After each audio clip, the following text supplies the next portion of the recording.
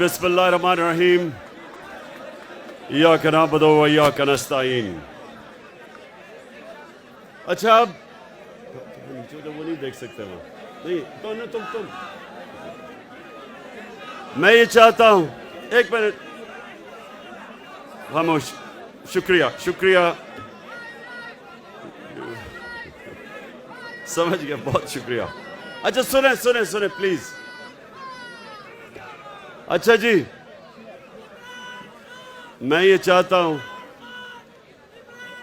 कि बड़ी खामोशी से जो मैं आज आपके पास एक पैगाम लेके आया हूं, मैं चाहता हूं कि आपने सब ने बड़े मुनज़्ज़म तरीके से खामोशी की तरह आपने मेरी बात सुननी है। थोड़ी खामोशी खामोशी, या पीछे बोले ना को। देखें,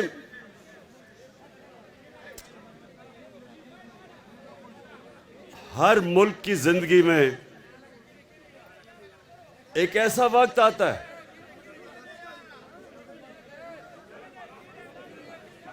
बैठ जाओ बैठ जाओ। हर कौम की जिंदगी में एक वक्त आता है जिसको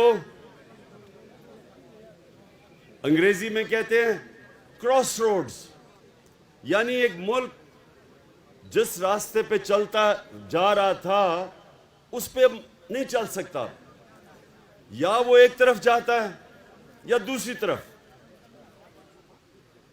और जब आप नमाज पढ़ते हैं, मेरे नौजवानों ये सुनो गौर से, आप जब नमाज पढ़ते हैं आप सिर्फ अल्लाह से एक चीज मांगते हैं कि अल्लाह उनके रास्ते पे लगा जिनको तूने नेमतें बख्शी, उनके रास्ते पे नहीं जो अपनी तबाही के रास्ते पे चले गए। तुम इधर बैठ, तुम भी आप भी बैठ जाओ बैठ जाओ बैठ जाओ बैठ जाओ, आ जाओ बैठ जाओ। सामने भी वो देख नहीं सकते, इधर आ जाओ, इधर इस पे बैठ जाओ ना, इधर आ जाओ, पीछे आ जाओ। हाँ उधर, ओहो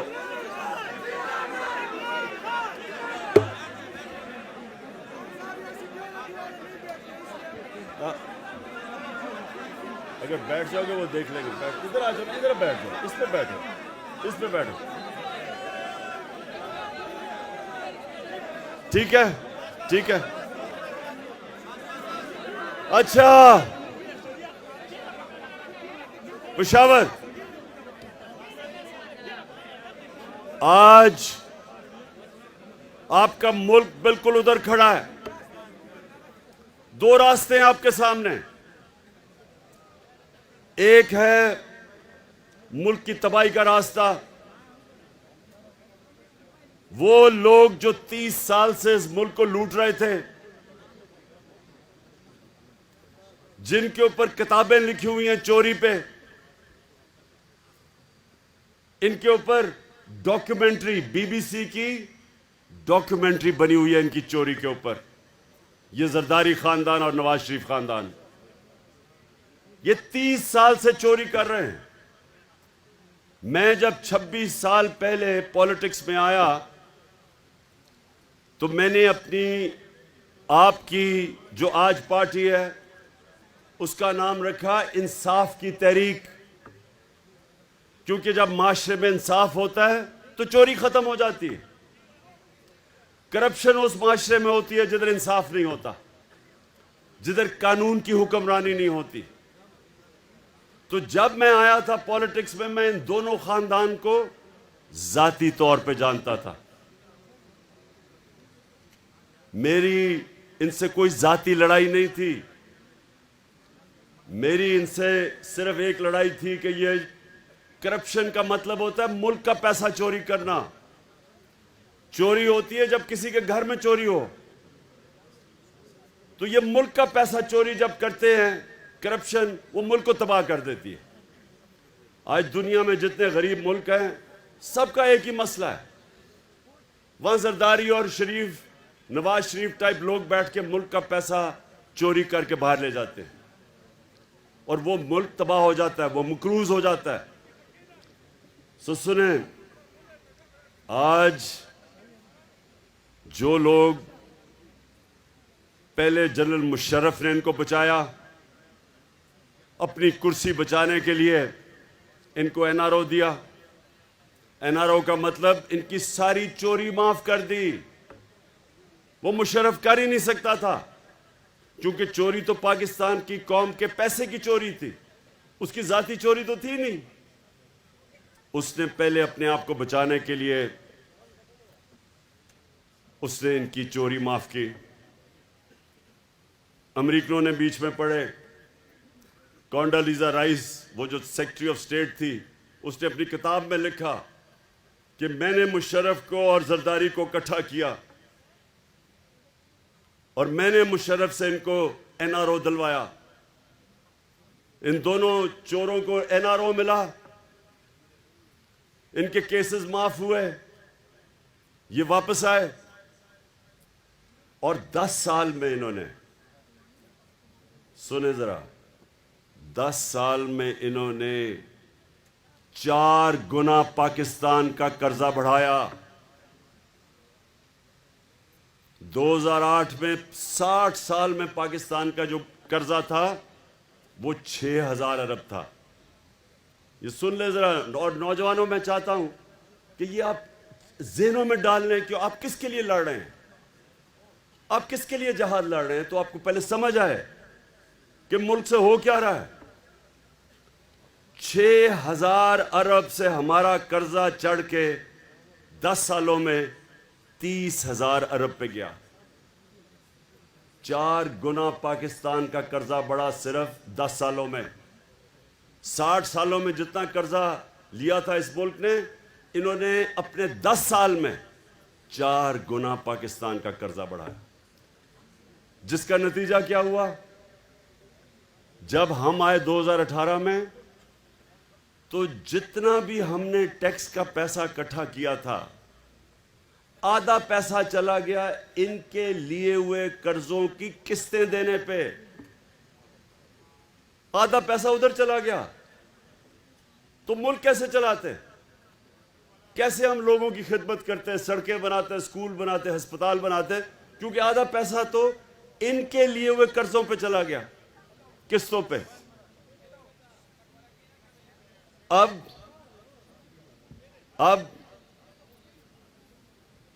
हमें लोगों ने वोट दी 2018 में इन 2 चोरों के खिलाफ। हम इलेक्शन जीत के आए। ये दोनों बार भाग गए। ये नवाज शरीफ बार भाग गया, इसाक डार बार भाग गया, इनके बेटे बार भाग गए नवाज शरीफ के। शहबाज शरीफ के दोनों बेटे आज बाहर हैं। क्यों बाहर हैं? क्योंकि ये डरे हुए थे। कर्जे इनके ऊपर, इनके दौर के केसेस बने हुए थे चोरी के।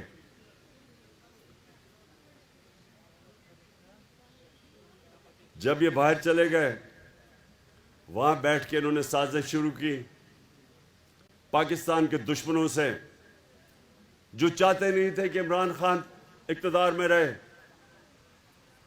क्योंकि इमरान खान एक आजाद फॉरेन पॉलिसी बना रहा था। वो किसी के सामने झुकने के लिए तैयार नहीं था। वो किसी को, गैर मुल्क को अपने मुल्क में बेसिस देने के लिए तैयार नहीं था। वो किसी की जंग में शिरकत करने के लिए तैयार नहीं था। इन्होंने पाकिस्तान के उन लोगों के साथ साजिशें की, बाहर बैठे हुए थे, और आखिर में इन्होंने अंदर जो बैठे गद्दार थे इस मुल्क में, उनके साथ मिलके अमेरिकी साजिश के तहत इन्होंने हमारी गवर्नमेंट गिराई। अभी नहीं सुन लो। अच्छा, अब क्या हुआ? ये इक्तदार में आ गए। 20-25 करोड़ रुपए इन्होंने हमारे लोगों को दिए चोरी के पैसे से, और गवर्नमेंट गिरा दी। अब जब ये अब इक्तदार में आए, इन्होंने सबसे पहली बात की कि जी इमरान खान ने महंगाई बहुत की है और हम महंगाई के लिए इसको गिराना चाहते हैं। तो नौजवानों, ये खास तौर पे आपने सुनना है, ये जब इक्तदार में आए, ये आज रिकॉर्ड के ऊपर है कि 50 साल में जो सबसे ज्यादा इस मुल्क में महंगाई हुई वो इन 4 महीनों में हुई। एक चीज कहते हैं सेंसिटिव प्राइस इंडेक्स, मतलब ये जो आम आदमी के लिए जो कीमतें, जो आम आदमी को सबसे तकलीफ देती है, मसलन आटा है, बिजली है, ये जो चीजें जो सबसे ज्यादा आम आदमी की जिंदगी में मुश्किलात पैदा करती है, कहते हैं सेंसिटिव प्राइस इंडेक्स, SPI। ये हमारे ज़माने में थी 16%, आज ये 45% पे पहुंच गई, 3 गुना ज़्यादा। और बिजली की कीमत आप सब जानते हैं, पेट्रोल की कीमत, डीजल सब आप जानते हैं कि हमारी 150 रुपया लीटर थी, इनकी पहुंच गई 250 लीटर और 236। बिजली थी हमारी 16 रुपये यूनिट, इनकी पहुंच गई 36 और टैक्स मिला के 50 रुपये यूनिट, 3 गुना ज़्यादा। तो अब ये कर क्या रहे हैं? ये ना महंगाई कम करने आए थे, ये ना माइशत ठीक करने आए थे, ये सारे चोर एक काम करने आए थे, अपनी चोरी छुपाने, खत्म करने के लिए, केसेस खत्म करने के लिए। और वो आपके सामने हो रहा है, केसेस खत्म हो रहे हैं पाकिस्तान में। अब जरा सुने, जरा ये एक और चीज सुने, ये जो इनके लंदन के फ्लैट है, ये 25 साल से उसमें रहते हैं। पेशावर के नौजवानों, वो लंदन का सबसे महंगा इलाका है। मैं लंदन जानता हूं। बरतानिया का प्राइम मिनिस्टर उस इलाके में नहीं रहता जिधर इन्होंने महंगे तरीन इलाके में फ्लैट लिए। 25 साल से रह रहे हैं उधर, मुलाकातें उधर होती हैं। उसने, हुसैन शरीफ ने कह दिया हमारे फ्लैट हैं, नवाज शरीफ ने असेंबली में कह दिया हमारे फ्लैट हैं। और आप जानते हैं कि वो मरियम की अदालत में क्या कहा गया?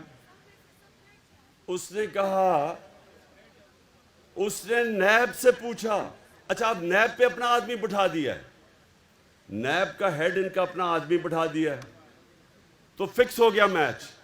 उसने कहा कि नैब साबित करे कि क्या इनके फ्लैट है या नहीं है। यानी ये 25 साल से जिन घरों में रह रहे हैं और तस्लीम करते हैं हमारे हैं, लेकिन वो प्रोसिक्यूटर कहता अब नैब बताए कि इनके हैं या नहीं। ये ऐसा कभी मुल्क में मजाक हुआ है? ये ऐसे है कि एक आदमी वो चोरी कर ले कुछ और उसके घर से बरामद हो जी कोई मोटर गाड़ी चोरी करके ले जाए और घर से पकड़ी जाए, और वो किसी और के नाम पे, अपने नाम पे ना रखे, वो गाड़ी कंपनी के नाम पे रख दे।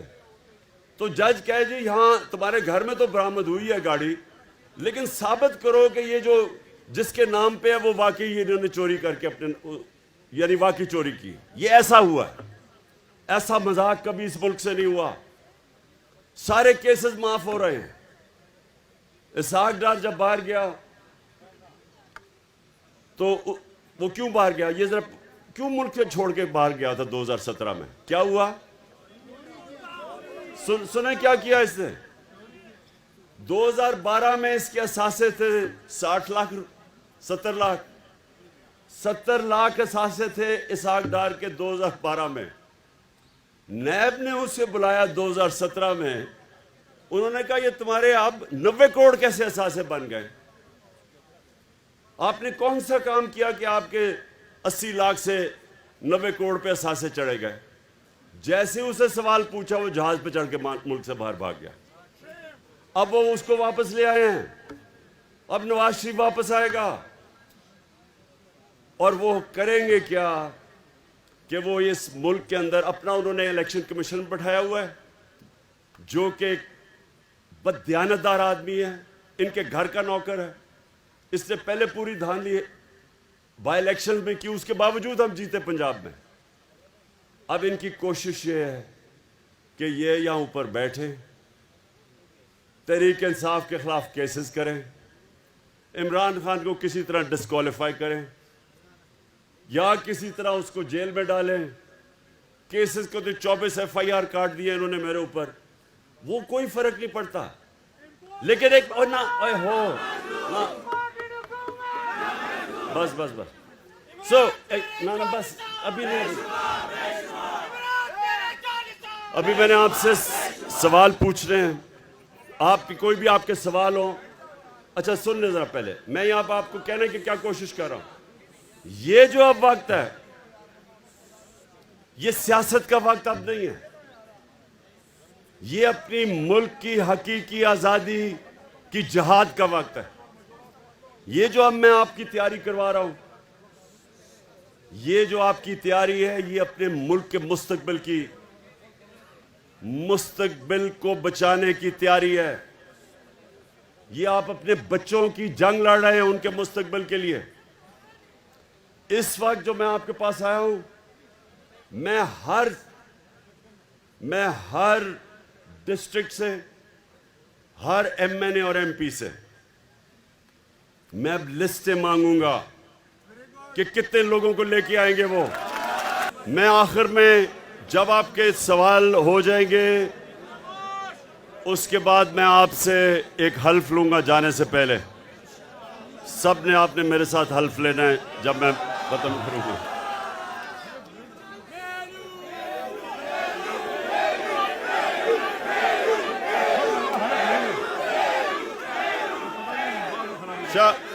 एक मिनट शाह फरमान, एक मिनट, आप सारे पहले हल्फ के लिए तैयार हो जाएं।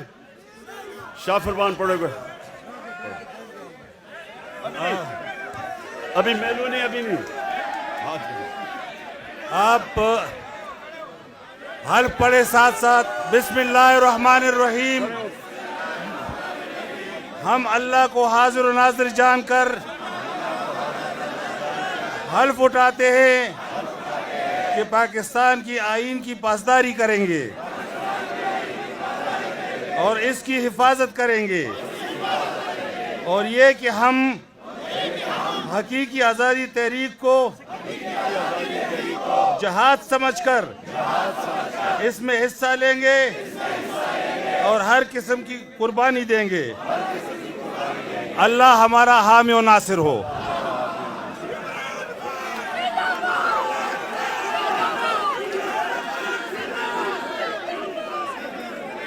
अच्छा जी, खामोशी। 5 सवाल लूंगा मैं, 5। खामोशी ताकि सवाल आ जाए आपके।